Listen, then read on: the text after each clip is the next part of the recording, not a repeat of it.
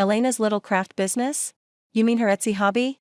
My husband David's mocking laughter echoed across the rooftop terrace of Morrison Tech's annual company party, followed by the snickering of his colleagues. I stood frozen behind the catering station where I was pretending to check on the dessert table, my heart sinking as he continued, she makes maybe $50 a month selling handmade soaps online. Meanwhile, I'm pulling in six figures keeping Morrison Tech's security systems running.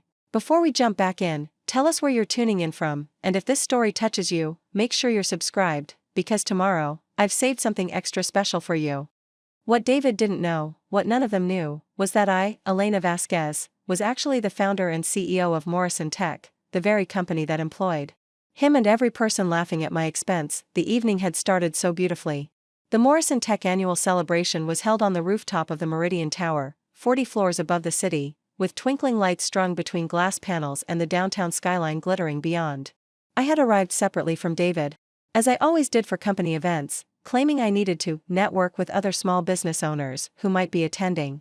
The truth was far more complicated. I watched from across the terrace as David held court with his cybersecurity team, his voice carrying clearly in the crisp autumn air. At 34, he still had the confidence that had first attracted me 7 years ago, but somewhere along the way, that confidence had curdled into arrogance. He stood in his perfectly tailored navy suit, the one I had bought him for his birthday, gesturing grandly with his whiskey glass. You guys don't understand what it's like being married to someone with no real ambition, David was saying to his coworkers. Marcus from IT, Jennifer from Systems Analysis, and Tom from Network Security all nodded sympathetically. Elena's sweet, don't get me wrong, but she has these delusions about being an entrepreneur. I moved closer, pretending to admire the elaborate ice sculpture depicting the Morrison Tech logo, my stomach churning with each word. She spends hours in our spare bedroom, which she calls her home office, David continued, making air quotes that prompted more laughter. Mixing essential oils and melting wax. She actually thinks she's going to make it big someday. I keep telling her to get a real job, maybe at a department store or something suited to her skill level. Marcus, a pudgy man in his 40s who'd been with the company for 8 years, chimed in, at least she's keeping busy, right? Better than those wives who just spend all day shopping with their husband's money. Oh, she definitely does that. Too, David replied, and the group erupted in laughter again. Last month she bought this ridiculously expensive laptop, claiming she needed it for business analytics. A laptop that costs more than most people's cars, just to track her $50 soap sales on Etsy. The laptop he was referring to was my primary work machine, a custom-built system worth $25,000 that I used to manage a company worth $3 billion. The irony was so thick I could taste it. Jennifer, a sharp-faced woman who'd always seemed friendly enough during the few times I'd met her at company gatherings, shook her head in mock sympathy. Some people just aren't cut out for the business world. It takes a certain type of intelligence and drive. Not everyone can work for a company like Morrison Tech. Exactly, David agreed enthusiastically. She doesn't understand what real pressure looks like. What real responsibility means. I'm literally protecting this company's digital infrastructure. Millions of dollars in contracts depend on my expertise. If I make a mistake, people lose jobs. If she messes up a soap recipe, what happens? Nothing. Maybe someone's bathroom smells weird for a week. The group found this hilarious. Tom, the youngest of David's team at 26, nearly choked on his drink. Dude, you're terrible, he said, but he was grinning. But seriously, it must be frustrating. My girlfriend at least has a career in marketing. She gets the pressure. I'm under here. See, that's what I'm talking about, David said, pointing at Tom with his glass. You're both professionals. You understand each other's world. Elena and I, we might as well be living on different planets. She just doesn't have the intellectual capacity for real business. I gripped the edge of the dessert table so hard my knuckles went white. The intellectual capacity. This from a man who had failed his engineering degree twice before barely scraping through with AC average. A man whose cybersecurity position I had personally created and whose salary I had personally approved, twice, including his recent 15% raise. Maybe that's for the best though, Marcus suggested thoughtfully. I mean, imagine if she actually was successful. You know how weird it gets when women make more money than their husbands. All that feminist empowerment stuff. Better to keep things traditional, right? Absolutely, David nodded vigorously. I'm the provider. That's how it should be. She can have her little hobbies to keep her occupied, but at the end of the day, I'm the one with the real career. I'm the one Morrison Tech actually values. As if summoned by those words, Richard Morrison, the company's chief operating officer, and my closest advisor, appeared at the edge of their group. At 62, Richard commanded respect simply by walking into a room. His silver hair was perfectly styled, his charcoal suit impeccable, and his presence immediately shifted the energy of the conversation. "Gentlemen, Jennifer," Richard greeted them with his characteristic warm but authoritative smile. "I hope you're all enjoying the celebration. David, could I have a word with you privately?" David's demeanor changed instantly, straightening to attention like a soldier before his commanding officer. "Of course, Mr. Morrison. Is everything all right?" "Oh, everything's perfect," Richard replied, his eyes twinkling with something that might have been amusement. "I just wanted to discuss something with you about tonight's guest list. You see, we have a very special attendee here this evening. Someone I think you should meet." I felt my heart rate accelerate. Richard knew exactly where I was. We had practiced this moment, planned for this contingency. For 3 years, I had been attending these company parties as David's wife, listening to him and his colleagues, observing, learning, staying invisible. But tonight felt different. Tonight, I was tired of hiding. "A special guest?" David asked, clearly trying to impress his boss. "Someone important?" "Very important," Richard confirmed. "Actually, I was hoping your wife might join us for this introduction. Elena is here tonight, isn't she?" The blood drained from David's face. "Elena? Why would you?" "I mean, yes, she's here somewhere, but," "Wonderful," Richard said, scanning the crowd until his eyes found mine. He gave the slightest nod, and I knew it was time. For 7 years, I had played the role of the supportive wife with small ambitions. For 3 years, I had attended these parties as an observer, watching my husband demean me while taking salary from the company I had built from nothing. But as I walked toward that group of laughing colleagues, my chin held high and my mind crystal clear, I knew everything was about to change, the intellectual capacity for real business. We were about to find out exactly who possessed that and who didn't. What David and his colleagues didn't know was that Elena Vasquez wasn't just any party attendee. I was the ghost in their machine, the invisible force that had shaped every aspect of their professional lives for the past 3 years. Morrison Tech wasn't named after Richard Morrison, as most employees assumed. It was named after my grandmother, Carmen Morrison, whose maiden name I had adopted when I founded the company at 26. The story began 8 years ago, long before I met David at that coffee shop near the university. Fresh out of MIT with dual degrees in computer science and business administration, I had a revolutionary idea for cybersecurity architecture that could protect corporate networks using predictive AI algorithms. While my classmates were fighting for entry-level positions at established tech giants, I was working 18-hour days in my studio apartment, living on ramen noodles and determination. My breakthrough came when I developed an algorithm that could predict and prevent cyber attacks before they happened, not just detect them in real time, but actually anticipate attack patterns based on global digital behavior. It was technology that defense contractors and Fortune 500 companies would eventually pay billions for. But in those early days, I was just a 26-year-old woman with a laptop and a vision that most investors dismissed as overly ambitious, or theoretically interesting but commercially unviable. The rejection letters piled up. Venture capitalists would take meetings with me, listen politely to my presentations, then pass with patronizing comments about how I should gain more experience in the industry before attempting something so complex. Preparing and narrating this story took us a lot of time, so if you are enjoying it, subscribe to our channel, it means a lot to us. Now back to the story. One particularly memorable investor told me I should consider finding a technical co-founder, a man who could help bring credibility to my ideas. That's when I made the decision that would define everything that followed. I would bootstrap the company myself, remain completely anonymous, and let the technology speak for itself. Using my grandmother's surname and working through shell companies and trusted intermediaries, I began selling my cybersecurity solutions to small businesses, then medium-sized corporations, then eventually major government contractors. The irony was exquisite. The same investors who had dismissed Elena Vasquez were soon begging for meetings with the mysterious founder of Morrison Tech, whose identity was one of Silicon Valley's best-kept secrets. Forbes articles speculated about the reclusive genius behind the company. Tech blogs created elaborate theories about whether the founder was a former NSA operative, a defector from a foreign intelligence agency, or perhaps a collective of MIT researchers working under a single pseudonym. In reality, it was just me, working from a series of increasingly sophisticated home offices, managing everything through Richard Morrison, my former professor who had become the only person in the world who knew my true identity. Richard had believed in my vision when no one else would, and when I offered him the position of public-facing CEO, he accepted on the condition that he would step down the moment I was ready to reveal myself. By the time I met David 3 years later, Morrison Tech was valued at over $1 billion.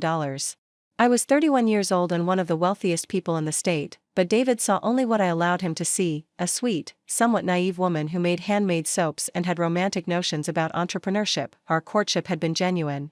David was charming, attentive, and refreshingly uncomplicated after years of navigating the treacherous waters of the tech industry.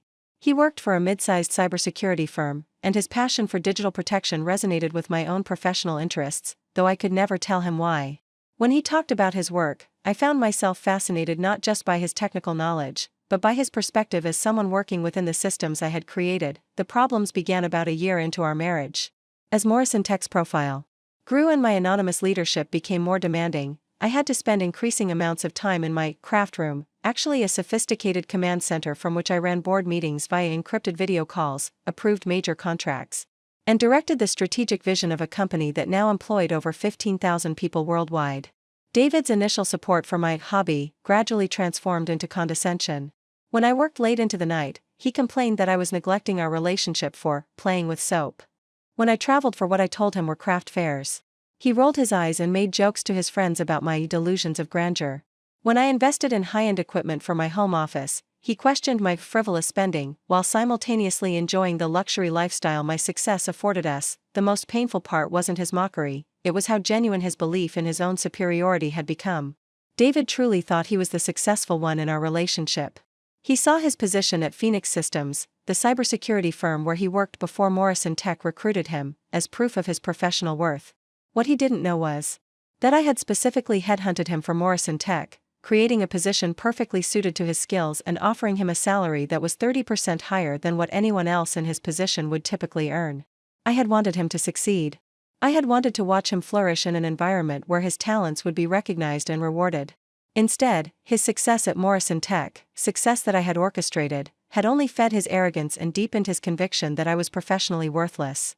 The irony cut deeper when I realized that David's current project at Morrison Tech involved implementing security protocols based on algorithms I had personally developed 5 years earlier. He was building his reputation on the foundation of my innovations, completely unaware that every technical breakthrough he celebrated, every successful defense against cyber threats, every accolade he received from management, was ultimately the result of my work. Even his recent promotion to senior cybersecurity analyst, the promotion he had celebrated by taking his colleagues out for expensive drinks while I supposedly stayed home, playing with essential oils, had been approved by me during a board meeting 3 weeks earlier. I had listened to Richard's recommendation, reviewed David's performance metrics, and personally signed off on the 15% salary increase that David now saw as validation of his professional superiority. As I stood there watching him mock my intellectual capacity, I realized that my marriage had become an elaborate performance art piece about the invisible labor of women in the technology industry. Here was my own husband, benefiting from systems I had created, working for a company I had built, implementing technologies I had invented, while simultaneously dismissing me as someone whose mind wasn't sophisticated enough to understand real business. The psychological toll had been immense. For 3 years, I had compartmentalized my life so completely that I sometimes forgot which version of myself I was supposed to be. At home, I was Elena the soap maker, asking David to explain basic business concepts and nodding along when he mansplained cybersecurity principles to me. At work, though David didn't know it was work, I was the founder and CEO of a $3 billion company, making decisions that affected global digital infrastructure. But tonight, watching him perform his superiority for his colleagues, something inside me finally snapped. Richard's approach wasn't coincidental. We had planned for this possibility, discussed what would happen if David's behavior became too destructive to ignore. The moment had arrived when keeping my secret was causing more damage than revealing. As I walked toward the group, I felt the weight of 3 years of silence lifting from my shoulders. Tonight, David was about to learn exactly who possessed the intellectual capacity for real business. The journey to this moment had begun in the most unlikely place, a cramped coffee shop called The Daily Grind, near the university campus, where I first met David 4 years ago. I was taking a rare break from my relentless work schedule, sitting in a corner booth with my laptop, reviewing acquisition proposals for 2 smaller cybersecurity firms that Morrison Tech was considering purchasing. To anyone watching, I looked like just another graduate student struggling with coursework. David had approached my table with the kind of confident smile that suggested he was used to getting what he wanted. "Excuse me," he had said, gesturing to the empty chair across from me, "everywhere else is full. Mind if I sit here? I promise I'm not a serial killer or anything equally disturbing." His opening line had made me laugh, the first genuine laugh I'd had in weeks. At that point in my life, I was so consumed with building Morrison Tech that I barely had time for human interaction beyond the encrypted video calls with Richard and the occasional meeting with potential clients who thought they were dealing with Richard's mysterious technical consultant. What followed was the most normal conversation I'd had in years. David told me he worked in cybersecurity for Phoenix Systems, a respectable firm that I actually knew well. They were one of Morrison Tech's smaller competitors. He was passionate about his work, speaking with genuine enthusiasm about the challenges of protecting digital infrastructure in an increasingly connected world. More importantly, he seemed completely uninterested in trying to impress me with his success or wealth. He bought his own coffee, asked about my studies, I had told him I was working on my master's degree, and listened with genuine interest. When I shared carefully edited stories about my theoretical research in cybersecurity, for 3 months, we dated like normal people. David would pick me up from my apartment, a deliberately modest 2-bedroom place I maintained as my public residence while my real home was a penthouse downtown that David knew nothing about. We went to movies, tried new restaurants, and had long conversations about everything from technology to philosophy to our hopes for the future. It was during one of these conversations that David mentioned his dream of working for a larger, more innovative company where he could really make a difference in the field. "There's this company called Morrison Tech," he had said one evening as we walked through the city park. "Have you heard of them? They're doing incredible work in predictive cybersecurity. Their algorithms are supposedly years ahead of anything else in the market.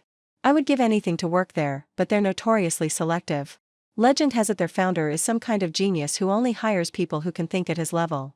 I had smiled and squeezed his hand, filing away his comment for future reference. "Maybe someday you'll get your chance," I had said, already mentally drafting the job posting that would soon appear on Morrison Tech's careers page. Our relationship progressed naturally from there. David was different from the few men I had dated during my early years building the company. He was kind, funny, and refreshingly straightforward. When he proposed after 2 years of dating, I said yes without hesitation. I was deeply in love, and I genuinely believed that I could maintain my dual identity indefinitely. The wedding was small and intimate, exactly what I wanted. Richard attended as my family friend, managing to keep a straight face when David thanked him for taking such good care of Elena's father's estate during the reception. The truth was that my parents had died in a car accident when I was 22, leaving me with nothing but student loans and grief. Richard had become the closest thing to family I had, but that story was too complicated for a wedding reception. For the first year of our marriage, the arrangement worked perfectly. David got his dream job at Morrison Tech. I had personally reviewed his resume and approved his hiring, though he would never know that. I continued running the company from my home office, telling David that I was developing my craft business while taking online courses in entrepreneurship. He was supportive and encouraging, often bringing me coffee during my long study sessions and bragging to his friends about his wife's ambition. The problems began in our second year of marriage. Around the time Morrison Tech went through a major expansion that required me to work even longer hours. David started making comments about my obsession with my soap business, suggesting that I was spending too much time on something that would never be financially viable. When I tried to explain that my work was more complex than it appeared, he would smile condescendingly and say things like, "Honey, I work in real business. Trust me, I know what success looks like." The condescension escalated gradually. What started as gentle teasing about my cute little hobby evolved into pointed remarks about my failure to contribute financially to our household. The irony was staggering. Our mortgage payments, car payments, vacation expenses, and David's student loans were all being covered by my income from Morrison Tech, money that flowed through a complex series of shell companies and investment accounts that made it appear to come from inheritance and smart stock picks. "I don't understand why you won't just get a real job," David had said during one particularly difficult argument 6 months ago. "You're smart enough to work at a bank or something. Maybe not a tech company, that requires a different kind of intelligence, but definitely something stable with benefits. This soap thing is just, it's embarrassing, Elena. When my colleagues ask what my wife does, I have to tell them you're an aspiring entrepreneur. Do you know how that sounds?" That conversation had been a turning point for me. The man I loved was embarrassed by my ambition, completely unaware that his own career success was built on the foundation of my achievements. He went to work every day implementing security protocols I had designed, using technologies I had developed, working for a company I had created, then came home to lecture me about my lack of business acumen. The psychological strain was enormous. I began second-guessing myself in ways I never had before. During board meetings, I would find myself wondering if David was right. Maybe I wasn't as capable as I thought. Maybe my success was just luck. Maybe I really was deluding myself about my abilities. It took Richard several concerned conversations and a review of our company's stellar performance metrics to remind me that imposter syndrome was a common experience for successful women, especially those operating in male-dominated industries. The final straw had come 2 weeks ago, when David announced to his parents during Sunday dinner that he was trying to help Elena become more realistic about her limitations. He had said this while sitting in our dining room, eating food paid for with my money, in a house I had purchased, talking about limitations to people who assumed he was the primary breadwinner in our relationship. That night, I had called Richard and told him it was time to consider revealing my identity. We had always known this day might come, the day when maintaining the secret became more damaging than exposing the truth. Richard had been hesitant, worried about the potential fallout, but I was exhausted from pretending to be smaller than I was. "Are you sure about this, Elena?" Richard had asked during our encrypted video call. "Once you do this, there's no going back. Your marriage, your life as you know it, everything will change." "It needs to change," I had replied. "I can't keep living this lie. I can't keep letting the man I love believe that I'm intellectually inferior to him. It's destroying both of us." So we had made the plan. Tonight's company party would be the perfect opportunity. Richard would create a reason to introduce David to the special guest, the mysterious founder of Morrison Tech who had finally decided to make a public appearance. And I would walk out of the shadows and reclaim my identity, no matter what the consequences might be. As I stood there listening to David's colleagues laugh at my expense, I realized that this moment represented something far larger than a personal betrayal. It was a microcosm of everything wrong with how society values women's contributions to the business world. Here were 5 intelligent, educated professionals, people who prided themselves on their analytical thinking and logical reasoning, completely unable to recognize competence when it didn't fit their preconceived notions about who could possess it. The moral framework that had guided my decision to remain anonymous for so long was built on principles my grandmother Carmen Morrison had instilled in me during my childhood. "Mija," she used to say while teaching me to code on her ancient computer in her garage workshop, "the most powerful people in the world are often the ones nobody sees coming. When you're underestimated, you have the freedom to be extraordinary." Grandmother Carmen had been a software engineer in the 1970s, one of the few women in a field that was actively hostile to female participation. She had learned to make her ideas heard by presenting them through male colleagues, letting them take credit while she quietly built her reputation as someone who could solve impossible problems. By the time the industry began to acknowledge women's contributions, she had already founded 3 successful tech companies and sold them for millions. "But Abuela," I had asked her when I was 15, "doesn't it make you angry that they took credit for your work?" She had smiled that mysterious smile that I now recognized in myself when people underestimated me. "Elena, power isn't about getting credit. Power is about creating change. Those men who presented my ideas? They were just my puppets, dancing to music I composed. They thought they were using me, but I was orchestrating the entire symphony." That philosophy had shaped every decision I made in building Morrison Tech. While my competitors focused on ego-driven publicity campaigns and flashy product launches, I concentrated on creating genuinely revolutionary technology that spoke for itself. While other CEOs chased magazine covers and speaking engagements, I built systems that quietly protected millions of people's digital lives every single day. The moral principle at stake wasn't just about recognition, it was about integrity. I had always believed that true leadership meant putting the mission above personal glory. Morrison Tech's cybersecurity solutions had prevented countless data breaches, protected national infrastructure, and saved companies millions of dollars in potential damages. That impact mattered more than whether Forbes knew my name, but watching David mock my intelligence while benefiting from my innovations forced me to confront an uncomfortable truth. My noble philosophy about invisible leadership was enabling a system that diminished women's contributions. By hiding my achievements, I wasn't just protecting myself, I was perpetuating the myth that women like me didn't exist. The conversation I was overhearing revealed the deeper moral rot beneath David's surface-level mockery. When Jennifer mentioned that not everyone can work for a company like Morrison Tech, she was expressing a worldview where success was determined by traditional markers of masculine achievement. When Marcus suggested that women making more money than their husbands was weird, he was articulating a belief system that required women to remain subordinate to maintain social order. Most damaging of all was David's own moral framework, which had become increasingly twisted over the past 3 years. The man I had fallen in love with possessed genuine humility and curiosity about the world. But success at Morrison Tech, success that I had orchestrated, had corrupted those qualities into arrogance and condescension. He now saw himself as intellectually superior not because of any actual evidence, but because society had told him that his position at a prestigious company automatically conferred superior intelligence. The ethical dimension of my situation became crystal clear as I listened to Tom, the youngest member of David's team, absorb these toxic lessons about women and business. At 26, Tom was the same age I had been when I founded Morrison Tech. He was bright, ambitious, and eager to learn from his senior colleagues. But instead of learning about innovation, collaboration, and respect for diverse perspectives, he was learning that women's contributions were inherently less valuable than men's.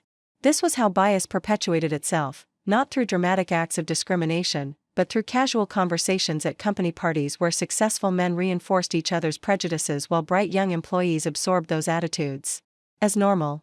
Tom would carry these beliefs into his future leadership roles, creating workplaces where the next generation of women would face the same dismissive attitudes I was experiencing tonight. The moral framework that had once justified my anonymity, the idea that impact mattered more than recognition, was now working against everything I claimed to believe in. By allowing David to dismiss my capabilities while simultaneously benefiting from my work, I was enabling a system that devalued women's contributions to innovation and leadership. But there was another moral principle at stake: the obligation to use privilege responsibly. My success had given me a platform that most women in technology could only dream of. I had the resources to challenge gender bias not just in theory, but in practice. I had the power to demonstrate that competence and leadership came in forms that didn't match traditional expectations. The most profound moral failing, I realized, was my own complicity in David's delusion. By maintaining my cover story about soap making, I had enabled him to construct a false narrative about our relative capabilities. I had allowed him to believe that his success was entirely self-generated while my efforts were frivolous and unimportant. In trying to protect his ego, I had actually damaged his character. The man I loved deserved better than that. He deserved the opportunity to confront his own biases and grow beyond them. He deserved to understand that his wife's mind was not inferior to his own, but different in ways that complemented his strengths. He deserved to know that their partnership could be built on mutual respect rather than false superiority. But most importantly, I deserved better. I deserved to be seen and valued for who I really was. I deserved to have my contributions recognized by the man who supposedly loved me most.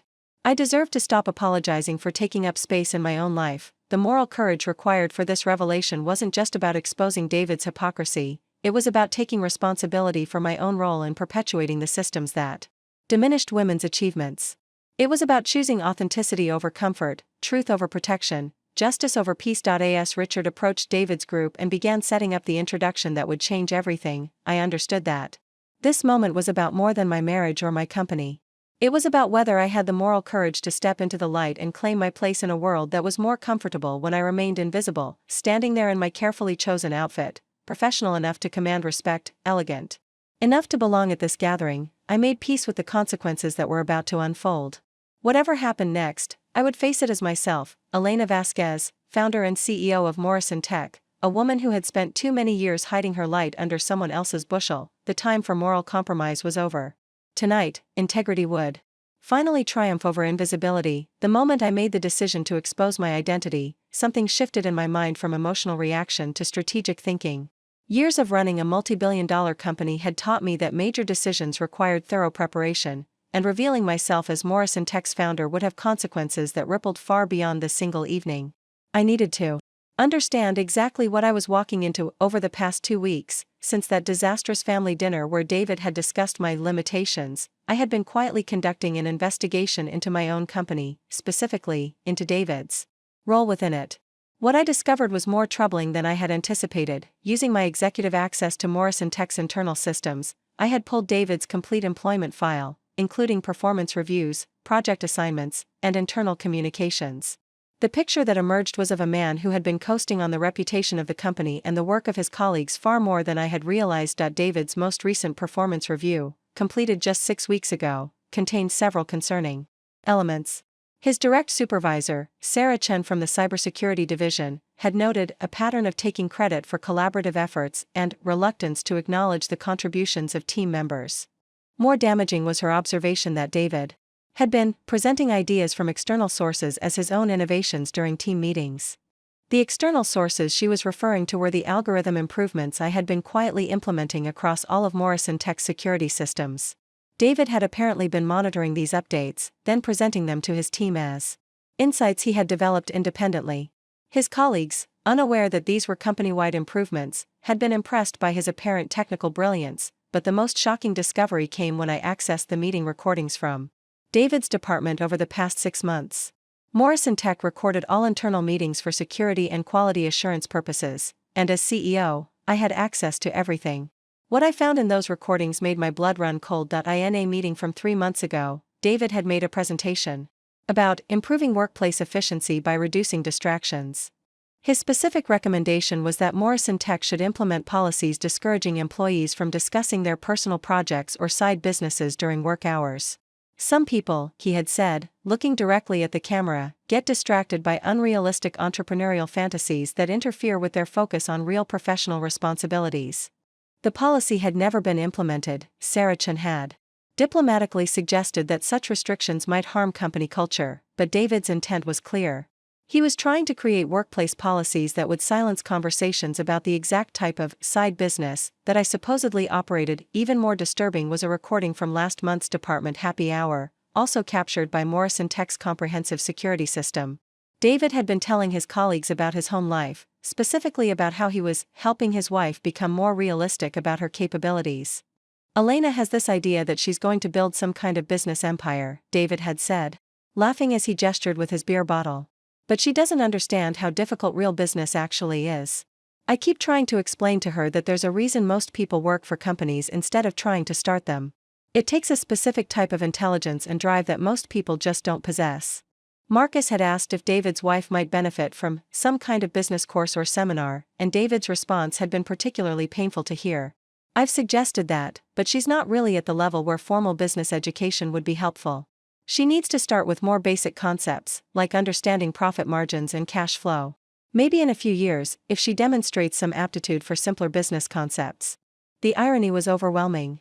While David was explaining basic business concepts to colleagues, I was in board meetings discussing Morrison Tech's expansion into quantum encryption and our potential acquisition of 3 smaller companies worth a combined $2 billion.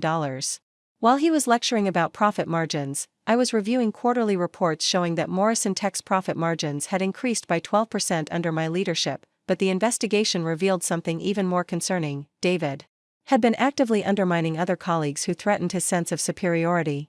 In team meetings, he consistently interrupted female colleagues, dismissed their suggestions without consideration, and later presented modified versions of their ideas as his own insights. Jennifer, the woman who had been laughing at my expense tonight, had actually been the victim of this behavior multiple times. I found recordings of her presenting innovative approaches to network security, only to have David interrupt with comments like, "That's an interesting theory, but in practical applications," before explaining why her ideas wouldn't work. Then, in subsequent meetings, David would present refined versions of those same ideas, taking full credit for their development. The pattern was systematic and deliberate. David had created his reputation at Morrison Tech not through innovation or leadership, but through intellectual theft and strategic undermining of colleagues who possessed genuine insights. The promotion I had personally approved, the salary increases I had signed off on, the recognition he received from management, all of it was built on a foundation of appropriated ideas and suppressed contributions from others. Most painful of all was discovering that David had been using our conversations at home as source material for his workplace persona. When I had casually mentioned during dinner that predictive algorithms might be more effective if they incorporated behavioral psychology principles, David had presented that exact concept to his team the following week as his own revolutionary insight. Our private conversations about business theory, discussions I had treasured as moments of intellectual intimacy with my husband, had been transformed into ammunition for his professional advancement. He wasn't just dismissing my capabilities, he was literally stealing my ideas while simultaneously mocking my intelligence. The evidence was overwhelming, documented, and undeniable. David wasn't just a husband who underestimated his wife's abilities, he was an employee who had built his career on appropriating other people's work while systematically undermining their confidence and contributions. As I stood there watching him mock my intellectual capacity to the very colleagues whose ideas he had been stealing, I realized that tonight's revelation would accomplish more than just exposing my identity. It would also expose a pattern of behavior that had been damaging. Morrison Tech's culture and harming the careers of talented professionals who deserved better. The investigation was complete. The evidence was gathered. Now it was time to present my findings to the jury of David's peers, with myself as both prosecutor and judge. As I delved deeper into my investigation over the past week, I discovered that David's behavior was not an isolated incident but part of a more complex web of workplace politics that threatened the very foundation of Morrison Tech's culture. What I initially thought was personal betrayal had evolved into something far more sinister, a coordinated effort to suppress innovation and maintain traditional power structures within my own company. The revelation came through an encrypted message I received 3 days ago on my secure CEO communication channel. The sender was Dr. Lisa Rodriguez, Morrison Tech's Chief Technology Officer, a brilliant woman I had recruited from MIT 2 years earlier. Her message was brief but alarming. "We need to talk. There's something happening in the cybersecurity division that you need to know about. It affects the company's future and potentially your safety." Our meeting took place in the ultra-secure conference room on the 47th floor of Morrison Tech's headquarters, a room that was completely isolated from all electronic surveillance and equipped with quantum encryption technology that made eavesdropping impossible. What Lisa revealed during that 2-hour conversation changed my understanding of everything that had been happening. "David Peterson isn't acting alone," Lisa had said, sliding a tablet across the table containing documented evidence. "He's part of an informal network of mid-level managers who have been systematically undermining female employees and innovative thinkers who threaten their positions. They call themselves the foundation of traditional business excellence." The evidence was staggering. Screenshots of private messaging groups showed David coordinating with managers from other departments to manage employees who were deemed disruptive to established hierarchies.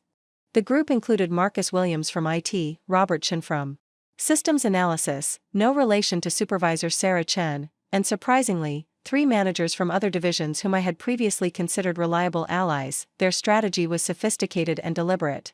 When a female employee or innovative thinker presented ideas that threatened to expose their own mediocrity, the foundation would coordinate responses designed to undermine that person's confidence and credibility. They would interrupt presentations, ask unnecessarily complex questions designed to confuse rather than clarify, and later present modified versions of those ideas as improvements they had developed. But their most insidious tactic involved what they called reputation management. When someone became too successful or vocal about innovative approaches, they would begin a subtle campaign of professional isolation. They would exclude that person from important meetings, fail to include them in email chains about relevant projects, and gradually shift their responsibilities to less visible roles. Jennifer Martinez, the woman who had been laughing at my expense tonight, was actually one of their targets. Her innovative network security proposals had threatened David's position as the supposed thought leader in cybersecurity. The foundation had spent 6 months systematically undermining her confidence, stealing her ideas, and isolating her from advancement opportunities. Her laughter at my inadequacies tonight wasn't genuine superiority, it was the desperate behavior of someone trying to align herself with the power structure that had been oppressing her. Even more disturbing was the foundation's awareness of Morrison Tech's anonymous leadership structure. They knew that the company's founder remained hidden, and they had developed theories about who that person might be. Their leading hypothesis was that the mysterious CEO was Richard Morrison's nephew or son, someone who would eventually emerge to claim public leadership of the company. Their long-term strategy involved positioning themselves as the traditional leadership that this heir apparent would need to rely upon when he eventually revealed himself. They were essentially planning a soft coup, intending to surround the future visible CEO with their own network of loyal administrators who would control day-to-day operations while the figurehead handled public relations. What they hadn't considered was the possibility that the anonymous founder might be a woman, or that she might be watching their every move through the company's comprehensive monitoring systems. Their communications revealed a worldview where real power could only be held by men, and where their primary competition came from other men who might threaten their eventual ascension to executive positions. The most chilling discovery was their contingency plan for dealing with problematic employees who couldn't be managed through subtle means. The foundation had been documenting what they called evidence of professional incompetence against their targets, creating files that could be used to justify terminations if their soft tactics failed.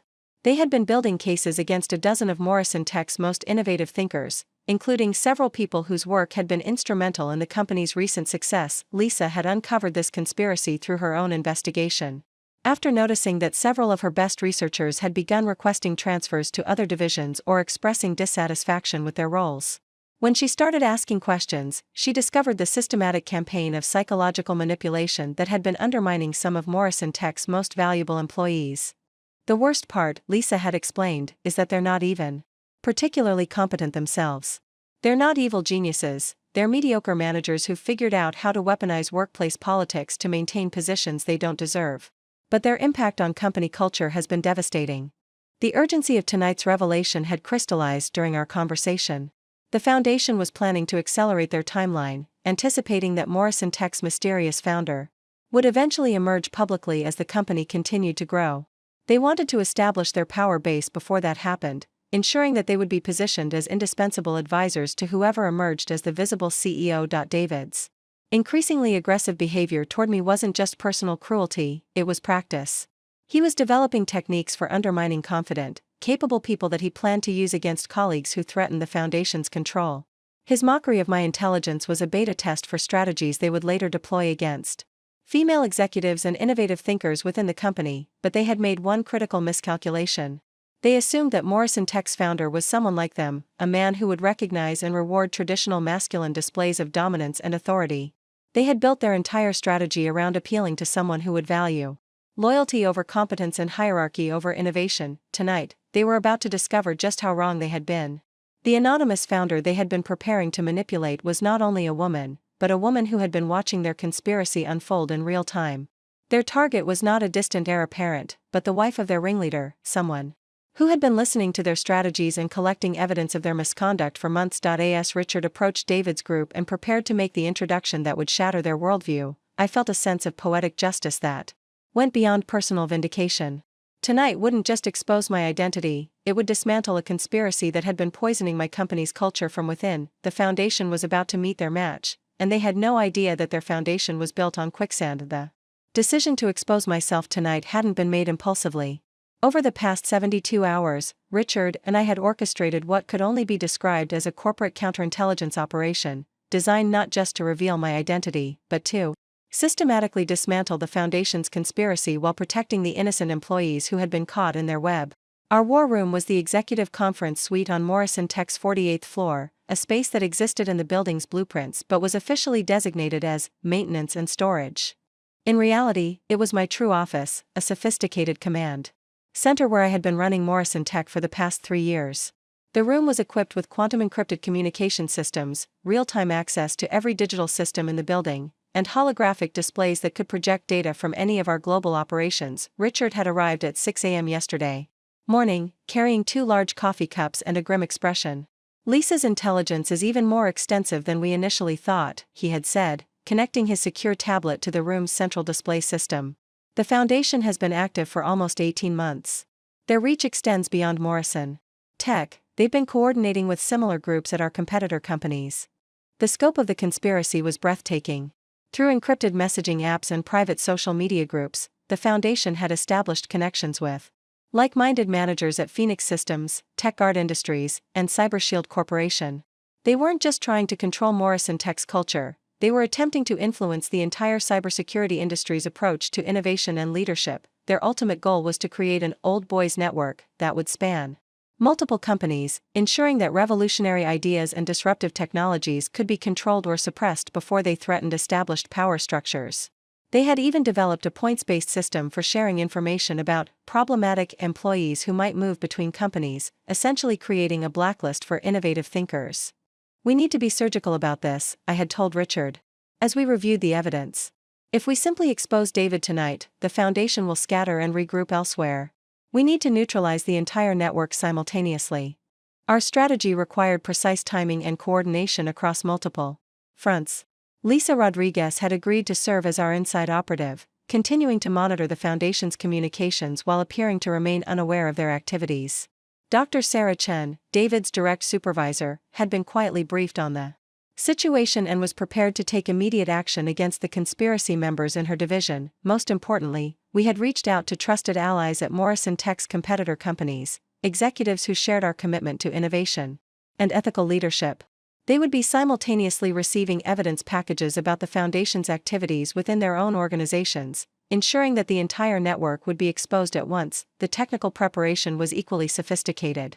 Morrison Tech's legal department had been discreetly briefed by Richard about potential internal security threats, allowing our attorneys to prepare comprehensive documentation that would protect the company from any retaliation or legal challenges. Our Human Resources Division had been placed on standby to handle immediate personnel actions that might be required, but the most delicate aspect of our preparation involved protecting the employees who had been victimized by the Foundation's tactics. Jennifer Martinez, the woman I had watched laugh at my expense tonight, was actually an unknowing pawn in their game.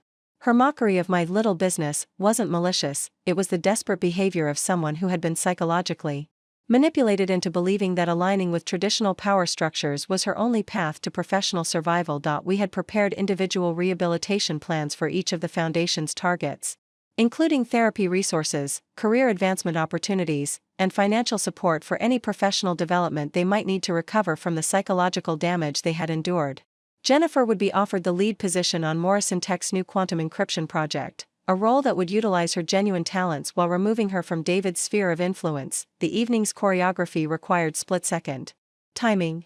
Richard would approach David's group at exactly 8:47 p.m., creating the opening for my dramatic entrance. Simultaneously, Lisa Rodriguez would be activating a company-wide communication protocol that would send evidence packages to every Morrison Tech employee, ensuring that the Foundation's activities would be exposed to the entire organization at once. Security personnel had been positioned throughout the party, not just to protect me during the revelation, but to prevent any of the Foundation members from leaving the building until the full scope of their activities could be documented. Dr. Sarah Chen had authority to place immediate administrative holds on their access to company systems, preventing them from destroying evidence or alerting their external network. The most personal aspect of my preparation involved David himself. Despite everything he had done, despite the betrayal and the conspiracy, I still remembered the man I had fallen in love with 4 years ago. That man had possessed genuine integrity and curiosity, qualities that had been corrupted by his association with the Foundation, but which might still be recoverable. I had prepared 2 different approaches for dealing with David, depending on his reaction to my revelation. If he showed genuine remorse and willingness to confront his behavior, I was prepared to offer him a path toward redemption, therapy, professional development, and the opportunity to rebuild his career on a foundation of authentic achievement, rather than stolen ideas. But if he responded with denial, aggression, or attempts to deflect responsibility, I was prepared to treat him as what he had become, a threat to everything I had built. His termination papers were already drafted, along with comprehensive documentation that would make it difficult for him to find comparable employment elsewhere in the industry. As I stood there watching him mock my intelligence to his colleagues, I felt a strange sense of calm settle over me. Every detail had been planned, every contingency considered, every piece positioned for maximum impact. The Foundation believed they were playing a game where they controlled the rules and the outcomes. Tonight, they would discover that they had been playing against a master strategist who had been observing their every move while they remained completely unaware of her presence. The puppet masters were about to learn that they had been puppets all along. Richard caught my eye from across the terrace and gave the slightest nod. It was 8:46 p.m. In 60 seconds, the carefully orchestrated dismantling of the Foundation would begin, starting with the revelation that would shatter David's worldview and send shockwaves through the entire cybersecurity industry. The game was about to change, and I held all the winning cards. At exactly 8:47 p.m., Richard Morrison approached David's group with the measured confidence of a man who had spent decades navigating corporate politics. The laughter died immediately as the gathered employees recognized the company's chief operating officer. David straightened his posture, transforming from casual partygoer to eager subordinate in the span of a heartbeat. "Good evening, everyone," Richard said warmly, his voice carrying the authority that came with running daily operations for a $3 billion company. "I hope you're all enjoying tonight's celebration. David, I'm particularly glad I found you. There's someone very special I'd like you to meet." David's face lit up with barely concealed excitement. Being singled out by Richard Morrison at a company party was the kind of moment that could define a career trajectory. "Of course, Mr. Morrison. I'm honored that you thought of me. Actually," Richard continued, his eyes scanning the crowd until they found me, "this introduction involves your wife as well. Elena, would you join us please?" I stepped forward from behind the ice sculpture, feeling the weight of 3 years of deception lifting from my shoulders with each step. The distance between my hiding spot and David's group couldn't have been more than 20 feet, but it felt like crossing a bridge between 2 completely different lives. David's expression shifted from confusion to embarrassment as he saw me approaching. "Elena? What are you doing here? I thought you were at home working on your projects." "Actually," I replied calmly, "I've been here all evening." I wouldn't miss Morrison Tech's annual celebration for anything. Marcus, Jennifer, and Tom exchanged glances, clearly puzzled by this unexpected turn of events. The woman they had just been mocking for her lack of business intelligence was somehow important enough to warrant a personal introduction from the COO. Richard smiled that mysterious smile I had seen him perfect over years of corporate negotiations. David, I believe you've mentioned that your wife Elena runs a small crafting business from home. What you may not know is that she's also the founder and chief executive officer of Morrison Tech. The silence that followed was so complete that I could hear the distant sound of traffic 40 floors below us. David's face cycled through confusion, disbelief, and finally a pale recognition that his world had just shifted on its axis. That's impossible, David stammered, looking between Richard and me as if we were speaking a foreign language. Elena makes soaps. She sells them on Etsy. She doesn't know anything about real business. I opened the small evening purse I had been carrying and withdrew a leather portfolio containing documents I had prepared specifically for this moment. David, do you recognize this signature? I asked, sliding a sheet of paper toward him. It was his most recent performance review, bearing my signature as Chief Executive Officer approving his 15% salary increase. Below that was his original hiring authorization, also signed by me. And beneath that, the approval for his current project assignment, all bearing the unmistakable signature of Morrison Tech's mysterious founder. David stared at the documents, his hands trembling slightly as he processed what he was seeing. This can't be real. You're Elena. You're my wife. You make soap in our spare bedroom. I am Elena, I confirmed, my voice steady despite the emotional chaos swirling inside me. I am your wife. And I also happen to be the person who founded this company 8 years ago, who has been running it for the past 3 years, and who personally approved your employment here. Jennifer's face had gone ashen as the implications began to sink in. Marcus looked like he might be sick. Tom's mouth was hanging open in shock. But it was David's reaction that captured my attention, not just surprise or embarrassment, but something that looked almost like rage. You've been lying to me, he said, his voice rising. For 3 years, you've been lying to me about who you are, what you do, everything. Yes, I replied simply. I have been. The question is, why do you think that was necessary? Richard stepped forward, producing his own tablet. David, while we're sharing revelations, there's something else you should know. For the past 6 months, Elena has been aware of your involvement with a group calling itself the Foundation. The blood drained from David's face entirely. What are you talking about? We're talking about the systematic campaign you and several colleagues have been conducting to undermine innovative employees, steal their ideas, and maintain what you call traditional business excellence, I said, my voice hardening. We're talking about the private messages where you coordinate attacks on female colleagues. We're talking about the ideas you've stolen from me during our private conversations and presented as your own insights at work. I gestured toward Jennifer, whose face was now a mask of dawning horror. Jennifer, you should know that your network security proposals from 6 months ago were brilliant. David's subsequent improvements to those proposals were actually my algorithms, implemented company-wide, which he discovered through his system access and claimed as his own innovations. Jennifer looked between David and me, understanding, flooding her features. You stole my ideas. And then you made me feel stupid for having them in the first place. David's rage was building, his face flushing red as he realized the scope of what was being exposed. This is insane. You're all crazy. Elena, you can't just humiliate me like this in front of my colleagues. Humiliate you? I asked, my own anger finally breaking through my carefully maintained composure. David, 20 minutes ago you were telling these same colleagues that I lack the intellectual capacity for real business. You were mocking my intelligence while standing here in a suit I paid for, celebrating a promotion I personally approved, working on algorithms I designed. The crowd around us had grown larger as other party guests began to notice the commotion. I could see phones being raised, capturing what would undoubtedly become the most talked about moment in Morrison Tech's corporate history. You want to talk about humiliation? I continued, my voice carrying across the terrace. Let's talk about the humiliation of listening to your husband mock your intelligence while you sign his paychecks. Let's talk about the humiliation of watching the man you love steal your ideas and present them as his own brilliance. Let's talk about the humiliation of pretending to be smaller than you are because the person who's supposed to love you most can't handle the truth of who you really are. David stood there, surrounded by his colleagues, his carefully constructed world crumbling around him. In that moment, I saw not the confident man who had been holding court minutes earlier, but someone who was finally confronting the reality of his own mediocrity. The revelation was complete. The truth was exposed. Now we would see what kind of man David Peterson really was when stripped of his illusions and forced to face the consequences of his choices. David's shock transformed into something far more dangerous as the reality of his situation crystallized. His eyes darted around the growing crowd of employees, phones recording, his professional reputation disintegrating in real time. When he spoke again, his voice carried a cold calculation that I had never heard before. "You think you're so clever," David said, his tone shifting from defensive to aggressive. "But you have no idea what you've just walked into, Elena. Or should I say, Ms. Morrison." Richard stepped closer, his protective instincts clearly activated. "David, I think you should consider your next words very carefully." But David ignored him, his attention focused entirely on me with an intensity that made my skin crawl. "You see, while you've been playing your little games of corporate espionage, I've been building relationships with people who matter. Real investors.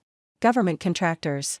People who understand that this company needs stable, experienced leadership." A chill ran down my spine as I recognized the tone. This wasn't the desperate flailing of a cornered man, but the confident delivery of someone who believed he still held cards to play. "What are you talking about, David?"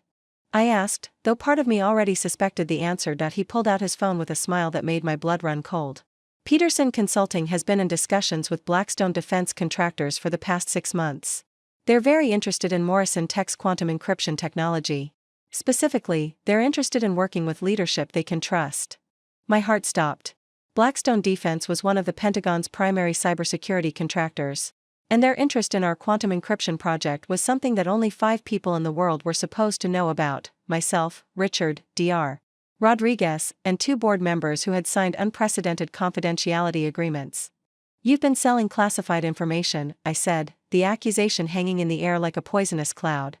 "I've been protecting this company's future," David replied, his confidence growing as he saw the shock on my face. "You may own Morrison Tech on paper, Elena, but Blackstone owns the contracts that keep it profitable. And they've made it very clear that they prefer working with traditional leadership structures." Richard's face had gone pale. "David, what exactly have you told them?" "Everything they needed to know," David said, scrolling through his phone. "Including some very interesting theories about Morrison Tech's anonymous founder being an unstable individual who might not be suitable for handling sensitive government contracts." The crowd around us had grown silent, sensing that something far more serious than a marital dispute was unfolding. Jennifer looked horrified, Marcus was backing away slowly, and Tom appeared to be reconsidering every career decision that had led him to this moment. "You're bluffing," I said, but even as the words left my mouth, I could see the truth in his eyes. David held up his phone, showing me a text conversation. "Am I?" "Because I have a conference call scheduled for tomorrow morning with Blackstone's acquisition team. They're very interested in discussing a management buyout that would place Morrison Tech under more reliable leadership." The pieces clicked into place with horrifying clarity. The foundation hadn't just been a workplace harassment scheme, it had been preparation for a corporate coup. David and his allies had been positioning themselves not just to control Morrison Tech's culture, but to literally steal my company from under me using government connections and fabricated concerns about my fitness for leadership. "You've been planning this for months," I said, my voice barely above a whisper. "Years," David corrected, his smile widening. "Did you really think I married you for love, Elena? You were always just the path to something bigger. I just never imagined the path would be this direct." The admission hit me like a physical blow. Our entire relationship, our marriage, everything I had believed about us, it had all been part of an elaborate con designed to position him for exactly this moment. Richard was already on his phone, presumably contacting Morrison Tech's security team, but David seemed unconcerned. "Make all the calls you want, Richard. By this time tomorrow, Blackstone will have filed formal complaints with the Defense Department about Morrison Tech's leadership instability. Elena's little revelation tonight just gave them all the evidence. They need that she's not psychologically fit to handle classified contracts." As David spoke, I noticed several other employees moving through the crowd, people I now recognized as foundation members, all of them looking far too calm for innocent bystanders caught up in an unexpected drama. The trap was closing around me, and I realized that my carefully planned revelation had walked directly into an ambush that had been years in the making. As David's triumphant smile reached its peak, I felt something I hadn't experienced in years, genuine laughter bubbling up from deep inside me. The sound seemed to catch everyone off guard, especially David, whose confident expression flickered with uncertainty for the first time since his counterattack began. "You think this is funny?" David demanded, his voice rising. "Elena, you're about to lose everything. Your company, your reputation, your security clearance." "David," I interrupted, my laughter subsiding into a smile that Richard would later describe as absolutely terrifying. Did you really think I've been running a $3 billion company for 8 years without learning how to protect myself from exactly this kind of betrayal? I pulled out my own phone, opening an app that David had never seen before, a direct secure line to the FBI's Corporate Crime Division. Agent Sarah Mitchell, this is Elena Vasquez, CEO of Morrison Tech. Operation Trojan Horse is now active. Please proceed with the arrests. David's face drained of color as the implications hit him. What are you talking about? I'm talking about the 18-month counterintelligence operation I've been running against you and the Foundation, I said, watching as unmarked vehicles began pulling up to the building below us. I'm talking about the fact that every conversation you've had with Blackstone Defense has been recorded and transmitted to federal authorities. The crowd around us began murmuring as they noticed the FBI agents entering the building through multiple access points. Richard stepped forward, no longer playing the role of surprised COO but revealing himself as the federal liaison he had actually been for the past year. David Peterson, Richard announced in an official tone that commanded immediate attention. You are under arrest for espionage, conspiracy to commit corporate theft, and violations of the Computer Fraud and Abuse Act. This is impossible, David stammered, backing away as FBI agents emerged onto the terrace. Elena, you can't do this. We're married. You can't testify against me. Actually, I replied, pulling a document from my portfolio, I can. Because 18 months ago, when I first discovered your involvement with the Foundation, I filed for legal separation. Our marriage was officially dissolved 6 weeks ago. You just haven't been served the papers yet. The document I showed him was our divorce decree, signed by a judge and stamped with the official seal of the state court. David's world wasn't just crumbling, it had been systematically dismantled while he believed he was orchestrating my downfall. But that's not the best part, I continued as FBI agents moved to secure the Foundation members scattered throughout the crowd. You see, Blackstone Defense isn't actually a Pentagon contractor. They're a shell company created by the FBI to identify and prosecute corporate spies who target government technology contracts. David's legs seemed to give out as he sank into a nearby chair, the full scope of his situation finally becoming clear. Every contact he thought he had made, every piece of classified information he had sold, every plan he had developed, all of it had been fed directly to federal law enforcement. The quantum encryption technology you've been selling doesn't actually exist, I explained as Agent Mitchell approached with handcuffs. We fed you fabricated technical specifications designed to identify exactly who was stealing information and where it was going. Every document you copied, every conversation you recorded, every plan you made, the FBI has been watching all of it. Jennifer, Marcus, and Tom stood frozen as additional agents moved through the crowd, their own phones and devices being secured as evidence. The Foundation's entire network was being rolled up simultaneously across multiple companies, each member having unknowingly incriminated themselves through their participation in the fake Blackstone operation. Elena, David said, his voice breaking as the handcuffs clicked into place, I loved you. Everything I did was for us. I looked at him, really looked at him, for what I knew would be the last time. No, David. Everything you did was for you. And now you get to live with the consequences. As Agent Mitchell read David his rights and led him toward the elevator, I turned to address the crowd of Morrison Tech employees who had witnessed the entire confrontation. These were my people, brilliant, innovative professionals who deserved to work in an environment free from the toxic influence of the Foundation. Ladies and gentlemen, I said, my voice carrying across the silent terrace, let me properly introduce myself. I'm Elena Vasquez, founder and CEO of Morrison Tech. And I promise you that our company's future will be built on merit, innovation, and respect for every person who contributes to our mission. The truth was finally, completely out. And for the first time in 3 years, I could breathe freely. As the FBI agents escorted David and the other Foundation members from the terrace, a profound silence settled over the remaining Morrison Tech employees. The party lights still twinkled overhead, the city skyline still glittered beyond the glass barriers, but everything had fundamentally changed. I stood at the center of it all, no longer the invisible woman behind the curtain, but finally, irrevocably, myself. Dr. Lisa Rodriguez was the first to approach, her face a mixture of relief and something that might have been awe. Elena, she said quietly, I've been wondering for 2 years who I was really working for. To know it was someone who could orchestrate something like this. I'm honored to be part of your team. Her words broke the spell that had held the crowd frozen. One by one, employees began stepping forward, not to congratulate me on my dramatic revelation, but to express something deeper. Jennifer Martinez, tears streaming down her face, approached with trembling hands.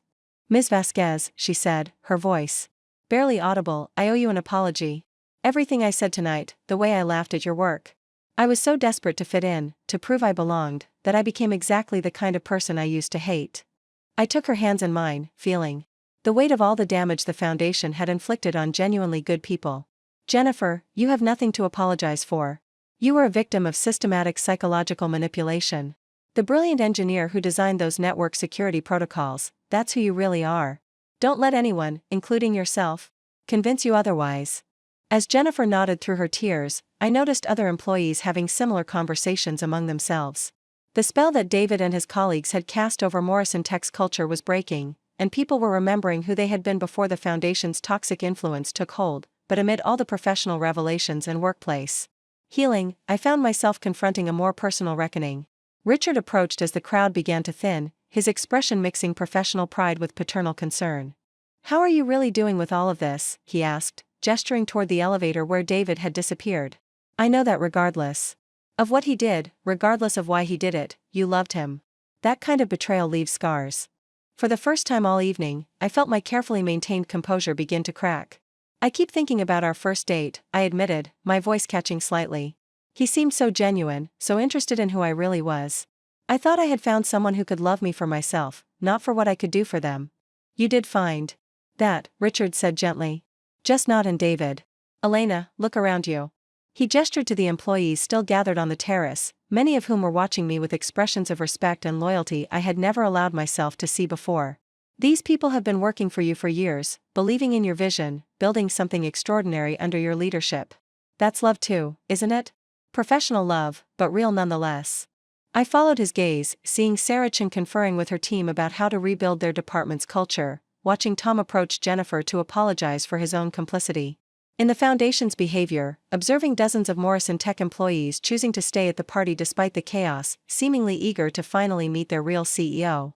"I spent so much energy trying to be small enough for David to love," I said, the realization hitting me with startling clarity. I convinced myself that hiding my achievements was noble, that my invisibility was a strength. But really, I was just afraid of being rejected for who I actually am. "And now?" Richard asked. I looked out over the city where Morrison Tech's influence extended into countless lives, the hospitals protected by our cybersecurity, the financial institutions securing their customers' data with our encryption, the government agencies defending national infrastructure with technologies I had developed.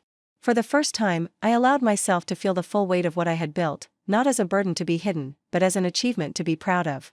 "Now I know that the right people, the people worth having in my life, aren't threatened by my success," I said, feeling a lightness I hadn't experienced in years. "They're inspired by it." As the evening wound down and employees began to leave, many stopped to introduce themselves properly to their CEO for the first time.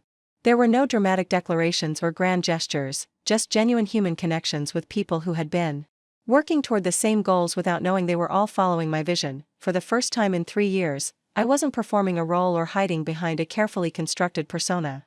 I was simply Elena Vasquez, brilliant, successful, flawed, and finally, authentically free. 6 months later, I stood in the same conference room where I had first learned about the foundation's conspiracy, but everything had changed.